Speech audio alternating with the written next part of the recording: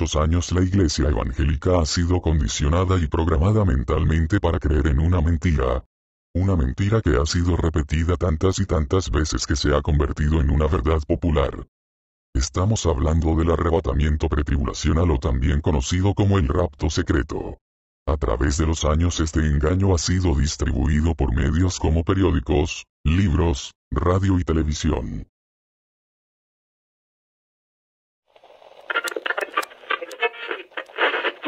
Me dijo, dile a mi siervo Gille, que lo llamé a predicar este mensaje, que no le predique ya a mi pueblo más que Cristo viene pronto, que le grita a mi pueblo, ¡Cristo viene ya! ¡Cristo viene ya! Y la sama ya va. El fin se acerca, todo está cumplido, pronto volamos, prepárese para el encuentro con el Señor. ¡Alabado sea Dios!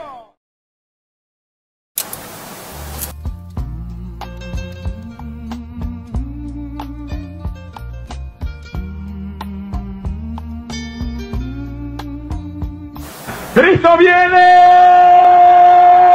¡El fin se acerca! ¡Arrepiéntase! ¡Cogiéndose a él! ¡Escape por su vida! ¡Que vaya a quemar esta Sodoma ya! ¡Alabanza hacia Dios! ¡Arder esta tierra impía! ¡Aguante los hijos de Dios! ¡Volaremos al cielo con Jesús! ¡Volaremos hacia lo alto escapando de los juicios que vienen! ¡Gloria a Dios! Pronto será tarde. Mi alma te bendice, Jesús.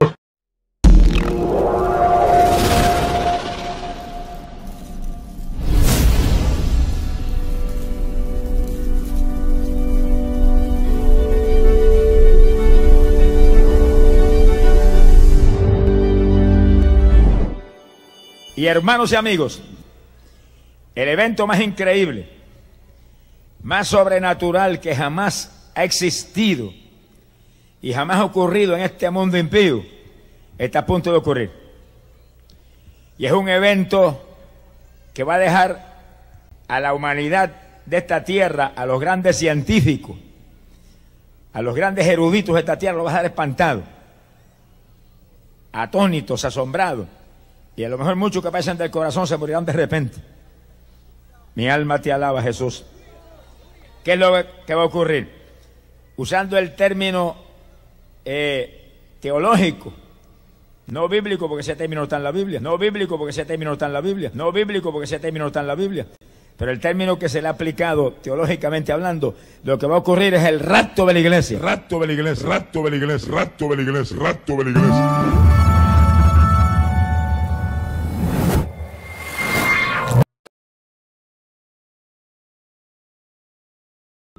La doctrina del rapto pretribulacional de la Iglesia es una enseñanza relativamente nueva, que no solo es ajena a las Escrituras, sino que no fue predicada por los apóstoles en la Iglesia primitiva. Esta doctrina fue introducida en la Iglesia a finales del siglo XVIII por hombres que adoptaron un punto de vista dispensacionalista de la historia bíblica.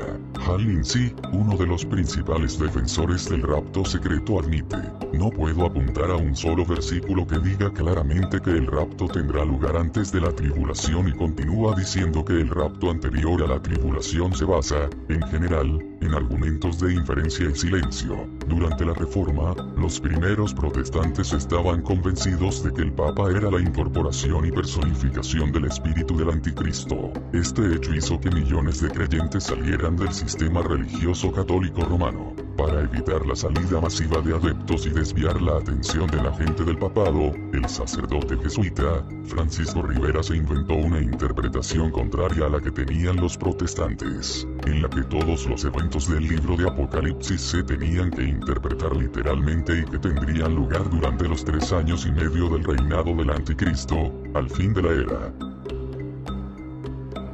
Más tarde, Emmanuel Lacunza 1731 al 1801, otro sacerdote jesuita, amplió las enseñanzas de Rivera, escribiendo el libro La venida del Mesías en gloria y majestad, del cual surgió la equivocación habitualmente enseñada en la Iglesia, la idea de que, en el futuro, el Mesías vendrá 2 veces más, una vez por su pueblo y otra vez con su pueblo. El jesuita Lacunza escribió bajo el seudónimo de Ibn Ezra, deseando infiltrarse en el protestantismo con su doctrina católico-romana, a fin de hacer creer a los protestantes que era un judío convertido al cristianismo. Sus 4 volúmenes se guardaron en la biblioteca del arzobispo de Canterbury.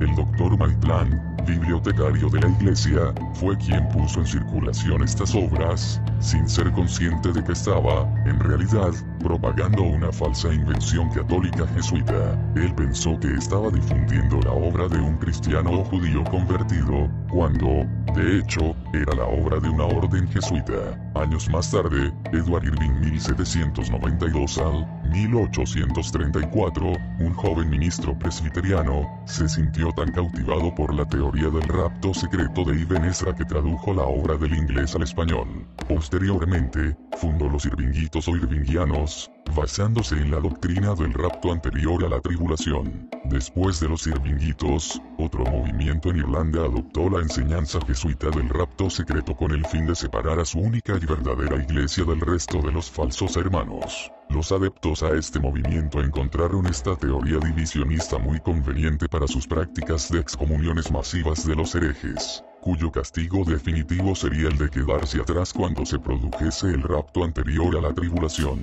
Estos hermanos excomulgaron al legendario George Muller, quien dirigió los numerosos orfelinatos de Bristol, por oponerse a la nueva postura del rapto secreto y separado, anterior a la tribulación. Un personaje destacado relacionado con la excomunión de George Muller fue un hombre llamado John Darby.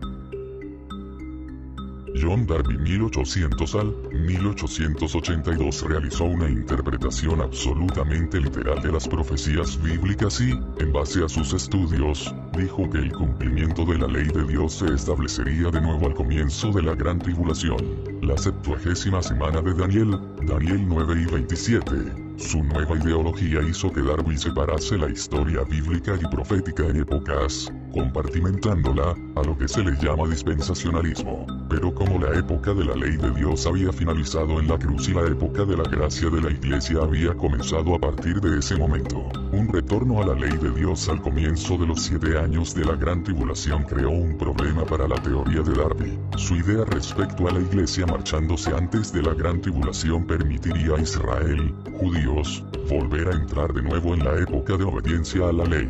De esta forma, John Darby no es conocido solamente como padre del dispensacionalismo entre los círculos protestantes, sino también como fundador del rapto anterior a la tribulación. A pesar de que tomó la idea del jesuita Ibn Ezra y de Edward Irving, entre los años 1820 y 1830, él, al igual que sus predecesores, delegaba al nivel de herejes de la fe cristiana a todos los que no estaban de acuerdo con su punto de vista privado, cuya definitiva separación de Cristo tendría lugar cuando se quedasen atrás. También, muchos fueron excomulgados e incluso torturados y matados si no estaban dispuestos a seguir la postura del irvinguismo y de Darby. Posteriormente, Darby llevó esta doctrina errónea mucho más allá que cualquiera de sus predecesores, haciéndose más popular a través de diferentes convenciones, seminarios e institutos. Convención de Niágara, Seminario Teológico de Dallas, Instituto Bíblico Moody. El abogado y político Cyrus Ingerson Scofield 1843 al 1921, uno de los participantes de la Convención de Niágara, a pesar de no tener formación teológica, tuvo la ingeniosa idea de publicar una versión de la Biblia anotada con sus propios comentarios. De esta forma, publicó la Biblia de referencia Scofield, que fue el primer medio usado para propagar las enseñanzas dispensacionalistas. Los cristianos recurrían a esta Biblia para tomar notas puesto que, para ellos, esta era la interpretación correcta de la palabra de Dios. Si Scofield hubiera publicado sus notas en un libro aparte, muy probablemente no hubiese tenido el impacto tan grande que tuvo esta Biblia anotada en el pueblo evangélico en general. Es interesante constatar que, en esa época, la gente que más seguía este sistema vivía en lugares donde la erudición y el estudio bíblico no eran una de las cosas más importantes. En los círculos académicos y teológicos de Norteamérica y Europa, la teoría de un arrebatamiento secreto y pretribulacional era pura fantasía y ciencia ficción. Levis Sperry Chafer 1871 al 1952, el sucesor de Scofield, fue el dispensacionalista más influyente de la mitad del siglo XX y el fundador del Seminario Teológico de Dallas. Mediante él, el dispensacionalismo también comenzó a ser promovido en trasfondos formales y académicos, al escribir la Teología Sistemática, de 8 volúmenes. A través de las Asambleas de Dios y Moody Press, el dispensacionalismo y la doctrina del rapto secreto se promovieron rápidamente dentro del movimiento pentecostal. Más tarde, casas editoriales como Sondervan, Baker, Erdmans y otras más, empezaron a escribir libros promoviendo esta teoría. Uno de los libros más vendidos en los años 70 fue el de Hal Lindsey, llamado La agonía del planeta Tierra. Lindsey dijo que, teniendo en cuenta que en 1948 Israel se estableció como Estado y que una generación es de 40 años, Cristo iba a venir en 1988. Pero 1988 llegó, pasó y el arrebatamiento que describió Lindsey no tuvo lugar. El libro Dejados Atrás, con su debut en 1995, escrito en cooperación entre Tim LaHaye y Jerry D. Grande Jenkins, fue otro medio de promover esta doctrina. Tuvo tanto éxito de ventas que sus autores y la casa publicadora, Tyndale Publishing, decidieron transformarlo en una serie televisiva de 2 entregas. La mayoría de los 11 volúmenes publicados hasta la fecha han figurado en las listas de libros más vendidos del New York Times, del Wall Street Journal y de USA Today.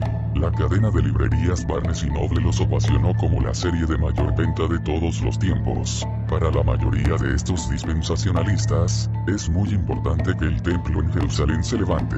Esto explica por qué hay muchas iglesias con agendas sionistas, tratando de presionar al gobierno norteamericano de apoyar a Israel en toda decisión. Un profesor del colegio Wheaton incluso ha acusado a los dispensacionalistas de estar llevando el mundo a la Tercera Guerra Mundial, ya que, si edifican el tercer templo en el Monte Moria, donde está la cúpula de oro de los musulmanes, la mezquita Al-Aqsa, probablemente estalle una guerra mundial. La doctrina pretribulacional es un peligro para la fe cristiana original, porque desde su inicio, esta doctrina, procedente del catolicismo romano y jesuita, fue usada con el fin de sembrar la división, la discordia y la desavenencia entre el cuerpo de los verdaderos creyentes. Por eso, la actitud de la Iglesia respecto al falso error del pretribulacionismo debería ser como la de Corrie ten Boom, una gran mujer que durante el nacimiento de la doctrina, amó tanto al pueblo de Dios que dijo: no escuchéis a esos falsos profetas, que vienen en el nombre de Jesús declarando que los creyentes no padecerán la tribulación. Volved y decid a vuestros amigos que la doctrina del rapto anterior a la gran tribulación no es un mensaje bíblico.